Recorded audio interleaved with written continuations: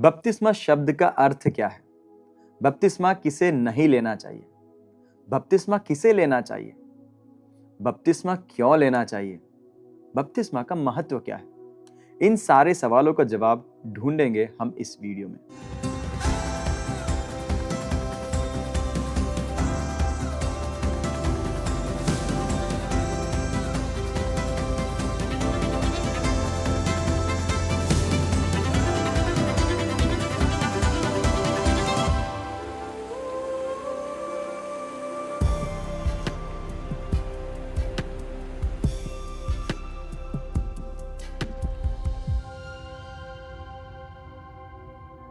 Bible पाठशाला अध्ययन श्रृंखला में सारे भाई बहनों का हार्दिक स्वागत है।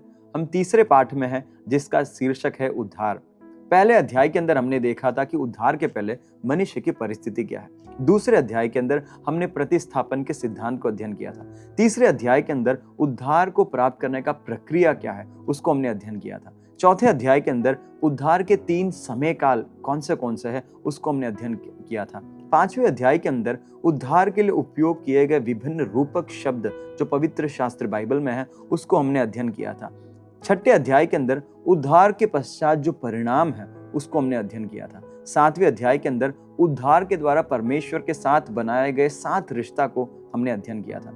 8वें अध्याय आज के अध्याय के अंदर हम अध्ययन करने जा रहे हैं बपतिस्मा, उद्धार का एक सार्वजनिक ऐलान है।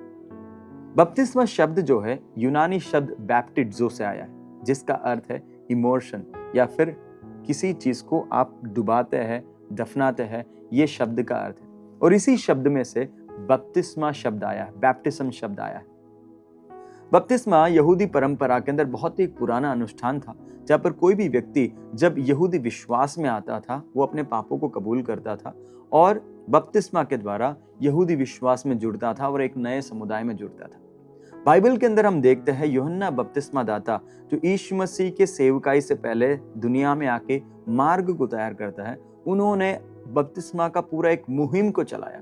कई लोग अपने पापों को कबूल कर पश्चाताप कर वहां पर बपतिस्मा को स्वीकार कर रहे थे। तो वही बात जब हम बाइबल को अध्ययन करते, पवित्र शास्त्र बाइबल भी हमें समझाता है कि बपतिस्मा का मूल अर्थ अगर क्या आप पूछे तो वो ये है कि ये परमेश्वर के द्वारा स्थापित किया गया एक आज्ञा है जिसमें एक व्यक्ति अपने जीवन के पुराने पापों को कबूल कर पश्चाताप कर यीशु मसीह को अपने जीवन में प्रभु के रूप में स्वीकार करते हैं और ये सार्वजनिक रूप में एक रूपक के रूप में, एक साइन के रूप में ऐलान करते हैं कि मैं अपने जीवन को यीशु मसीह में स्वीकार कर रहा हूँ। जिस प्रकार यीशु मसीह मारे गए, गाड़े गए, दफनाए गए, उसके बाद वो जी उठे, उसी प्रकार एक व्यक्ति अपने पुराने जीवन को पानी के अंदर क्या करते हैं, गाड़ देते हैं और उसके पश्चात वो वापस जब बाहर निकलते हैं वो यीशु मसीह के पुनरुत्थान के साथ अपने आप को जोड़ते हैं। और बपतिस्मा का विभिन्न तरीका है, अलग अलग कलीसियाओं में अलग अलग तरीका उपयोग किया जाता है, परंतु बाइबल क्या बताता है उसको हम देखेंगे। यूहन्ना रचित सुसमाचार 3 अध्याय उसके 22 आयत में बपतिस्मा का एक तरीका बताया गया। वो क्या है, हम वचन को पढ़ेंगे। यूहन्ना रचित सुसमाचार 3 अध्याय उसका 22 आयत। इसके बाद यीशु और उसके चेले यहूदिया देश में आए और वह वहां उनके साथ रहकर बपतिस्मा देने लगा। और यूहन्ना भी सालेम के निकट एनोन में बपतिस्मा देता था क्योंकि वहां बहुत जल था और लोग आकर बपतिस्मा लेते थे। तो यहाँ पर जब हम परमेश्वर के वचन को पढ़ते हैं, यूहन्ना बपतिस्मा कैसा दे रहा है उसके पहले बताया गया कि यीशु मसीह बपतिस्मा दे रहा है, मतलब यीशु के चेले वहां पर बपतिस्मा दे रहे हैं। वहां पर स्पष्ट रूप में परमेश्वर का वचन बताता है कि सालेम के निकट एनोन, वो जल के अंदर, उस नदी के अंदर पानी ज्यादा था और वहां पर बपतिस्मा दिया जा रहा था। पानी ज्यादा था उसका अर्थ क्या है? पानी ज्यादा वो इस बात को बताते कि लोग डूबकर बपतिस्मा ले रहे थे। यीशु मसीह के बारे में भी वही लिखा है। यीशु मसीह बपतिस्मा के बाद जब पानी में से बाहर निकला तो हम देखते हैं वहां पर पवित्र आत्मा कबूतर के रूप में उनके ऊपर उतर कर आता है। तो मतलब बाइबल में बपतिस्मा का कौन सा तरीका बताया गया अगर पूछा जाए तो परमेश्वर का वचन बोलता है पानी में, मतलब जल गहरा होना चाहिए, व्यक्ति डूब सके उतना होना चाहिए और उसमें डूबकर बपतिस्मा लेना, ये तरीका बाइबल हमें सिखाता है। अगला बात मैं आपको पूछना चाहता हूँ कि बपतिस्मा क्यों नहीं लेना चाहिए, वो मैं आपको समझाना चाहता हूँ। क्योंकि आमतौर पर लोग कई कारण के लिए बपतिस्मा लेते हैं, परंतु बाइबल के अंदर वो कारण बताया नहीं गए, फिर भी लोग बपतिस्मा लेते हैं। कई लोग जो है अपने पापों की क्षमा के लिए, जैसे कि पाप में से मुक्ति पाने के लिए कोई नदी में जाके डुबकी लगाता है, पाप धुल जाते, इसीलिए लोग सोचते कि चलो बपतिस्मा लेने से हमारे पाप धुल जाते। मेरे प्रियो, बपतिस्मा पाप को धोने के लिए नहीं है। दूसरा, बपतिस्मा अपने माता पिता या फिर अपने मित्रों को या फिर अपने पास्टर को खुश करने के लिए नहीं है। कई लोग जो है अपने माता पिता को खुश करने के लिए, मम्मी पापा बार बार बोल रहे बपतिस्मा ले लो ले लो ले लो, तो उनको प्रसन्न करने के लिए बपतिस्मा लेते हैं, परंतु ऐसा नहीं करना चाहिए। तीसरा बात, कई लोग विवाह में प्रवेश करने के लिए, मसीह बनने के लिए बपतिस्मा लेते हैं, मसीह केवल धर्म को अपनाने के लिए बपतिस्मा लेते हैं, वैसा नहीं है। कई लोग विवाहित होने के लिए बपतिस्मा लेते हैं, परंतु परमेश्वर का वचन उसके लिए कोई बात कहता नहीं कि शादी करने के लिए बपतिस्मा लेना। ये सब गलत है, ये गलत विचार है, गलत सोच है कि लोग शादी करने के लिए बपतिस्मा लेते हैं। परंतु बपतिस्मा क्यों लेना चाहिए वो हमें समझना बहुत ही जरूरी है। उससे पहले मैं आपको समझाना चाहता हूँ कौन बपतिस्मा ले सकता है। बपतिस्मा के लिए कई लोग बोलते हैं कि छोटे बच्चे बपतिस्मा ले सकते हैं, कई लोग तो बड़े बच्चे बपतिस्मा लगते हैं, बड़े लोग बपतिस्मा ले सकते हैं, परंतु परमेश्वर का वचन में स्पष्ट रूप से बताया गया किसको बपतिस्मा लेना चाहिए। पहला बात, किसको बपतिस्मा लेना चाहिए। जब हम प्रेरितों के काम 2 अध्याय उसके 41 आयत में पढ़ते, पहला बात बपतिस्मा किसको लेना चाहिए, उसका जवाब है उन सब लोगों को बपतिस्मा लेना चाहिए जिन्होंने पश्चाताप किया और अपने विश्वास को यीशु पर रखा है। ऐसे व्यक्ति जो अपने पापों के बारे में समझ रहे हैं कि मैंने पाप किया है, वो अपने पाप को कबूल कर रहे हैं और वो पश्चाताप कर रहे हैं और यीशु मसीह को कबूल कर रहे हैं, ऐसे व्यक्ति ही बपतिस्मा ले सकते हैं। तो अगर ऐसा एक छोटा बालक हो जिसको अपना पाप का कोई ज्ञान ना हो, जो उसको कबूल ना कर सके, जो पश्चाताप ना कर सके, वो बपतिस्मा कैसा लेगा? ये बहुत बड़ा सवाल है जिसके बारे में हमें सोचना जरूरी है। आइए देखो परमेश्वर का वचन क्या कहते हैं। प्रेरितों के काम 2 अध्याय उसका 41 आयत, अतः जिन्होंने उसका वचन ग्रहण किया उन्होंने बपतिस्मा लिया और उसी दिन 3000 मनुष्यों के लगभग उनमें मिल गए। तो ये वचन में स्पष्ट रूप में देखते किसने बपतिस्मा लिया, जिन्होंने वचन को ग्रहण किया। जो वचन को ग्रहण करते हैं वो बपतिस्मा लेते हैं, जो वचन को ग्रहण नहीं कर पा रहे वो कैसे बपतिस्मा लेंगे? ये बहुत बड़ा सवाल है। प्रेरितों के काम की पुस्तक 8वां अध्याय उसके 12वें आयत में देखो प्रभु का वचन क्या कहता है, परंतु जब उन्होंने फिलिप्पुस का विश्वास किया जो परमेश्वर के राज्य और यीशु मसीह के नाम का सुसमाचार सुनाता था, तो लोग क्या पुरुष क्या स्त्री बपतिस्मा लेने लगे। यहाँ पर एक परिणाम पर जो बताया गया वो ये है, उन्होंने विश्वास किया। विश्वास बहुत जरूरी है। विश्वास के बगैर हम कभी बपतिस्मा नहीं ले सकते। किस पर विश्वास? यीशु मसीह के मृत्यु पर, यीशु मसीह के बलिदान पर, यीशु के पुनरुत्थान पर विश्वास कर कर बपतिस्मा लेना। और ये सब बात सुसमाचार में है और सुसमाचार को सुनकर उन्होंने बपतिस्मा लिया। प्रेरितों के काम की पुस्तक 10वां अध्याय उसका 47वां आयत में देखो प्रभु का वचन क्या कहता है, क्या अब कोई इन्हें जल से रोक सकता है? ये बपतिस्मा न पाए जिन्होंने हमारे समान पवित्र आत्मा पाया है। जिन्होंने सुसमाचार पाया और जिन्होंने सुसमाचार को स्वीकार किया और जिन्होंने पवित्र आत्मा को पाया, वे लोग यहाँ पर बपतिस्मा लेते। इसलिए ये बहुत ही जरूरी है कि जो लोग यीशु पर विश्वास करते हैं, वचन समझ रहे हैं, जो अपने पापों को अंगीकार कर रहे हैं, उनको बपतिस्मा लेना चाहिए। प्रेरितों के काम की पुस्तक 16वां अध्याय उसका 31 से 33 पढ़ते हैं। वहां पर लिखा गया है, उन्होंने कहा प्रभु यीशु मसीह पर विश्वास कर तो तू और तेरा घराना उद्धार पाएगा। और उन्होंने उसको और उसके सारे घर के लोगों को प्रभु का वचन सुनाया और रात को उसी घड़ी उसने उन्हें ले जाकर उनके घाव धोए और अपने सब लोगों समेत तुरंत बपतिस्मा लिया। यहाँ पर जो जेल का जो दरोगा है उसने सुसमाचार को सुना। पौलुस और सीलास उनको सुसमाचार सुनाते हैं। उन्होंने सुसमाचार सुनकर तुरंत यीशु मसीह पर विश्वास किया और बपतिस्मा लिया। मत्ती रचित सुसमाचार 28वें अध्याय के अंदर महान आदेश को देखते, महान आज्ञा जो यीशु ने दिया उसको हम पढ़ते। प्रभु का वचन क्या कहता है 18 आयत से, यीशु ने उनके पास आकर कहा, स्वर्ग और पृथ्वी का सारा अधिकार मुझे दिया गया है, इसलिए तुम जाकर सब जातियों के लोगों को चेले बनाओ, उन्हें पिता और पुत्र और पवित्र आत्मा के नाम से बपतिस्मा दो और उन्हें सब बातें जो मैंने तुम्हें आज्ञा दी है मानना सिखाओ, और देखो मैं जगत के अंत तक सदैव तुम्हारे संग रहूंगा। तो ये यीशु मसीह का आज्ञा है। महान आदेश के अंदर यीशु मसीह ने मुझे और आपको हर एक लोगों को कहा है हम चेले बनाएं। यीशु मसीह ने जो बातें सिखाया है उनको सिखाया, उसके लिए हमें जाना है, सिखाना है, बपतिस्मा देना है। इन 3 कार्यों के द्वारा हम लोगों को चेले बनाते हैं। किनको? सारे जाति के लोगों को। तो पहला हमारा सवाल जो हम देख रहे हैं कि किसको बपतिस्मा लेना चाहिए? जो लोग पश्चाताप कर सकते हैं, वचन पर विश्वास कर सकते हैं, यीशु पर विश्वास कर सकते हैं, उनको बपतिस्मा लेना चाहिए। परमेश्वर का वचन स्पष्ट बताता है। दूसरा सवाल मैं आपको पूछना चाहता हूं कि बपतिस्मा क्यों लेना चाहिए। ये बहुत बड़ा सवाल है। मैं बपतिस्मा नहीं लूंगा तो चलेगा क्या? आइए हम इस सवाल को देखें कि बपतिस्मा क्यों लेना चाहिए।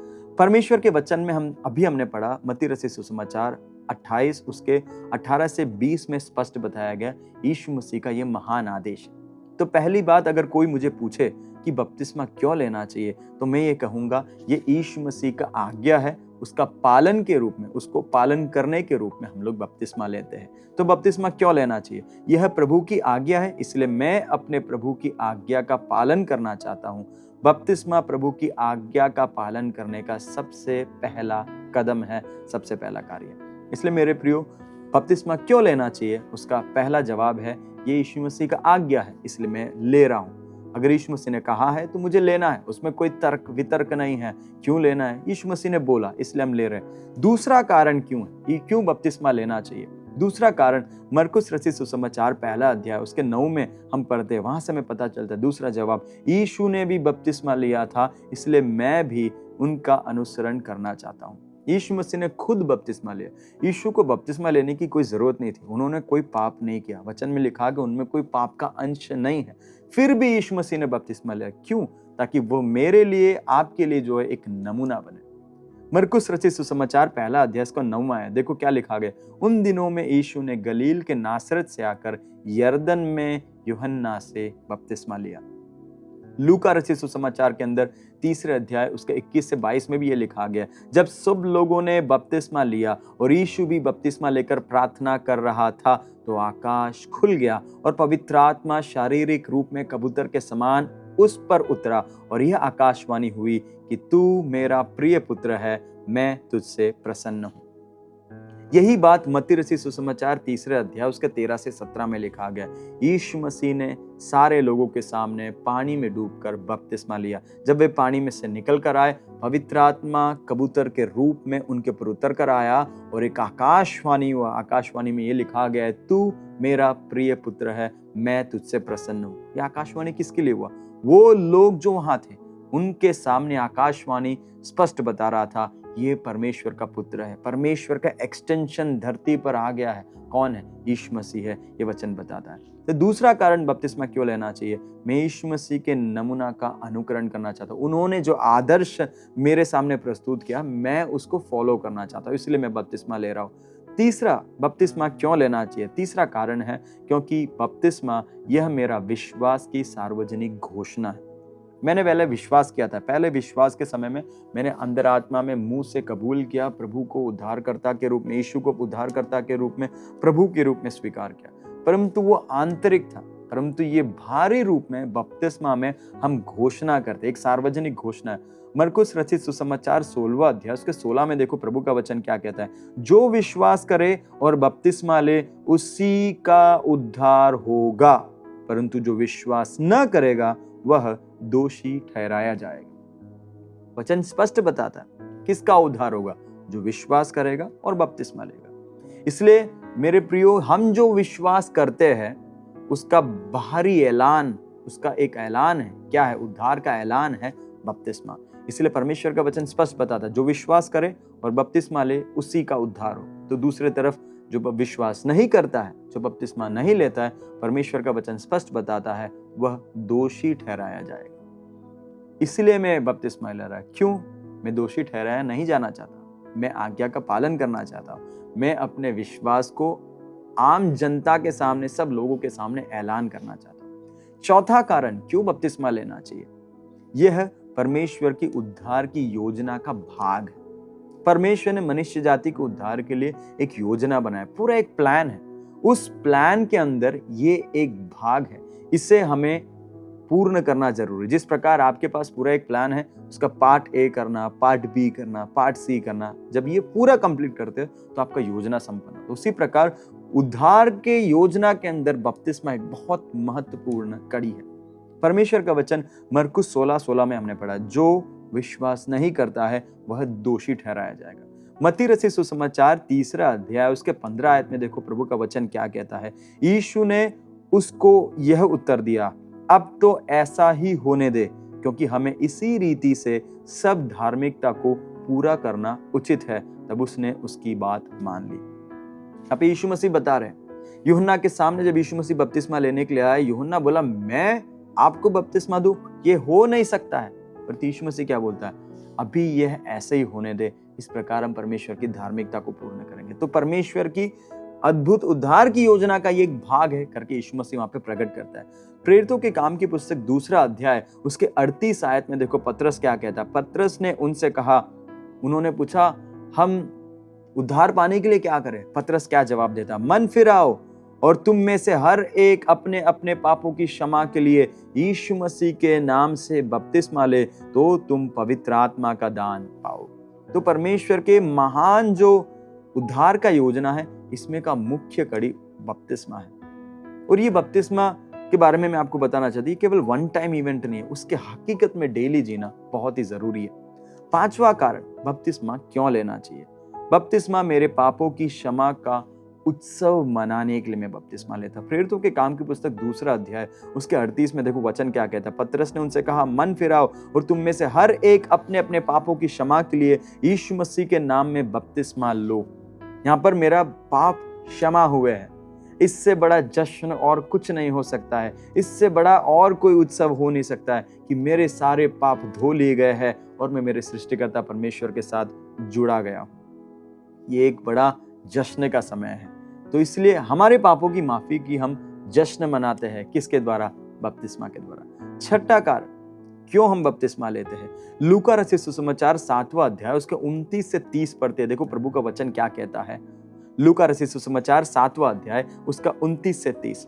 और सब साधारण लोगों ने सुनकर और चुंगी लेने वालों ने भी यूहन्ना का बपतिस्मा लेकर परमेश्वर को सच्चा मान लिया, पर फरीसियों और व्यवस्थापकों ने उससे बपतिस्मा न लेकर परमेश्वर की मनसा को अपने विषय में टाल दिया।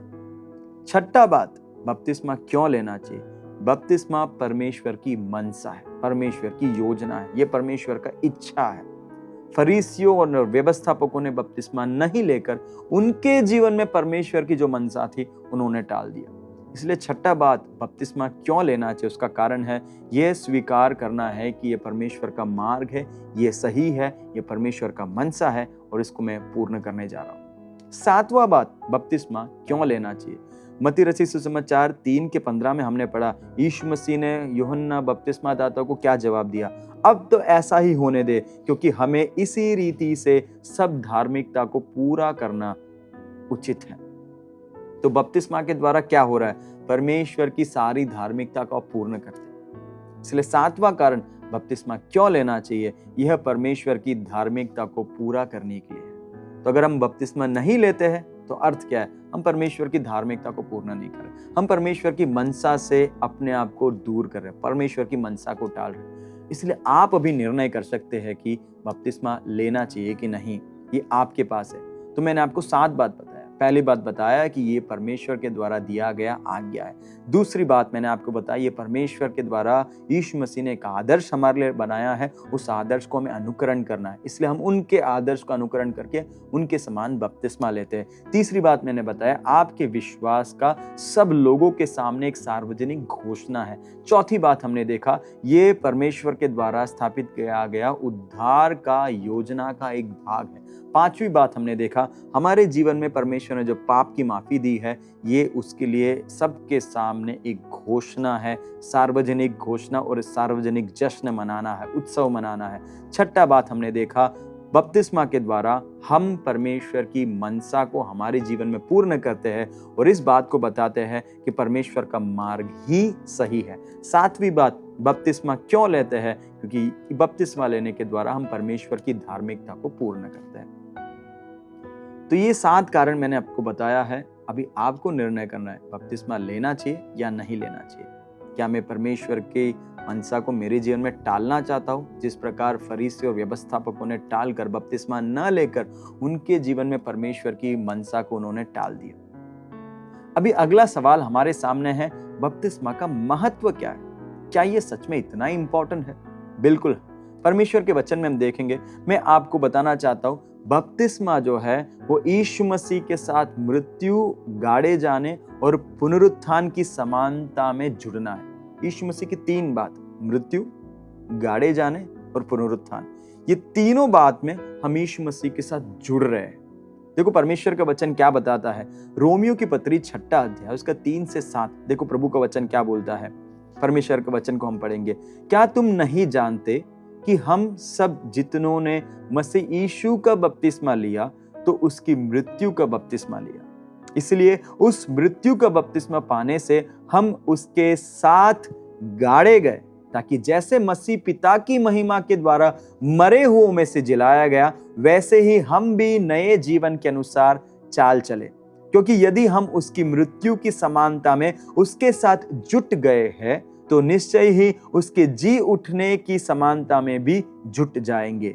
क्योंकि हम जानते हैं कि हमारा पुराना मनुष्यत्व उसके साथ क्रूस पर चढ़ाया गया, ताकि पाप का शरीर नाश हो जाए, ताकि हम आगे को पाप के दासत्व में न रहे, क्योंकि जो मर गया वो पाप से मुक्त हो गया।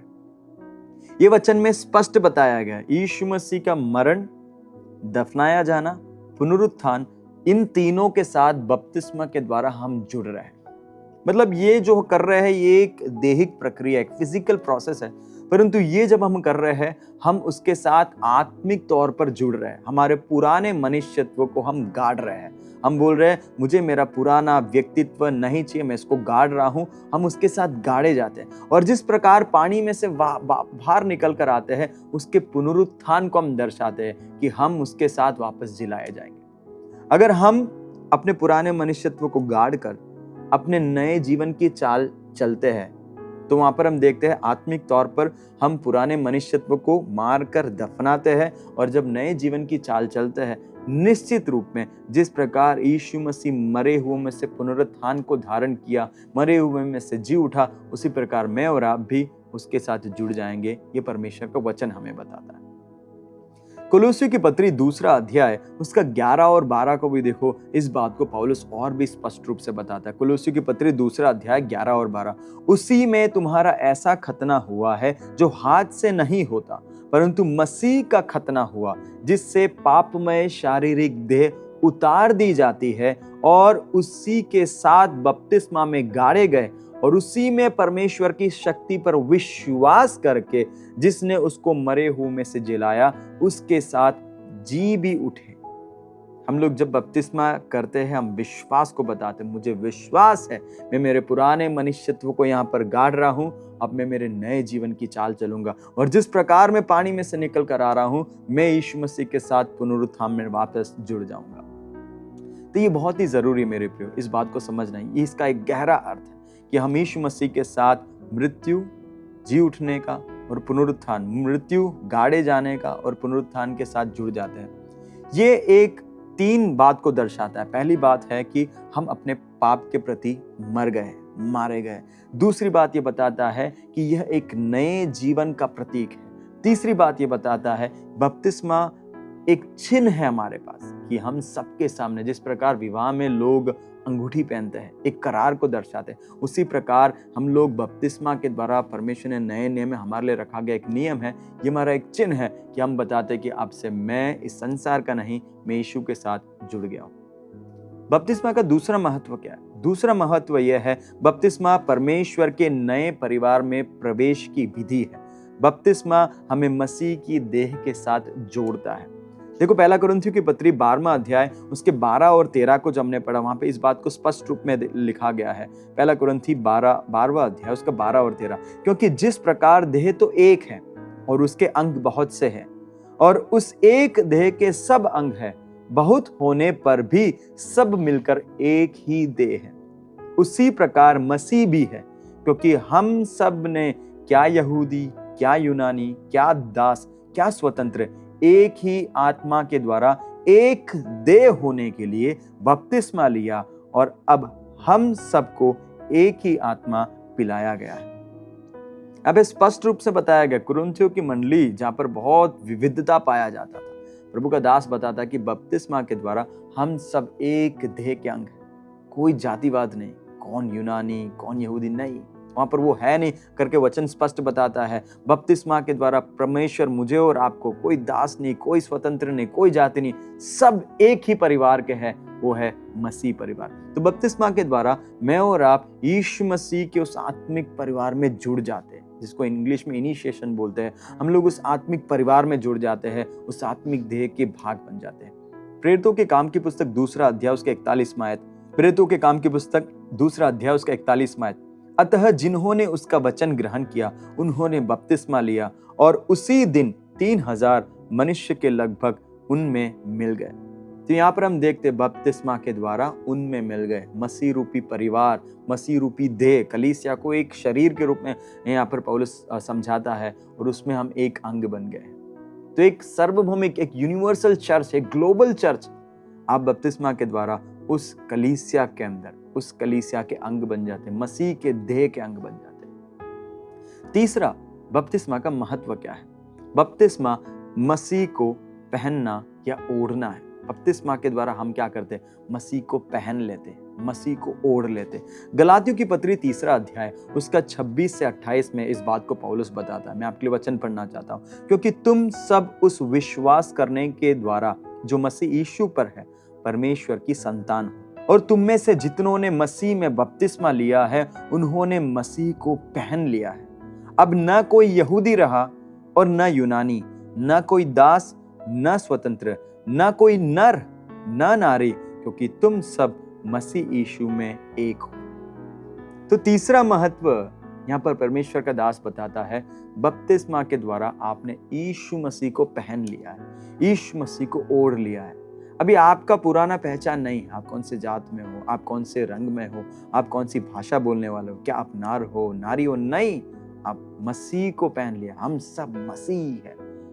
तो मेरे प्रिय, इस बात को भी समझना है कि बपतिस्मा लेने के बाद लोग जब आपको देखते हैं, वो केवल एक आपके नाम लेकर आपको नहीं बुलाते हैं, वो आपको एक मसीह के रूप में देखते हैं, मसीही के रूप में देखते हैं। क्या आप आपके जीवन के द्वारा मसीह को प्रकट कर रहे हैं? ये बहुत बड़ा सवाल है। इसलिए मेरे प्रिय भाई बहनों, बपतिस्मा को केवल एक टाइम के इवेंट के रूप में, एक टाइम आपने खाली उसको अनुभव किया, सबके सामने घोषणा किया, बपतिस्मा लिया, उतना सोचकर रखना काफी नहीं है। ये हर दिन का हमारा अनुभव होना चाहिए। It should be a daily living, daily experience. हर दिन हमें बपतिस्मा को अनुभव करना है। हर दिन हमारे पाप के मनुष्यत्व को हमें गाड़ना है।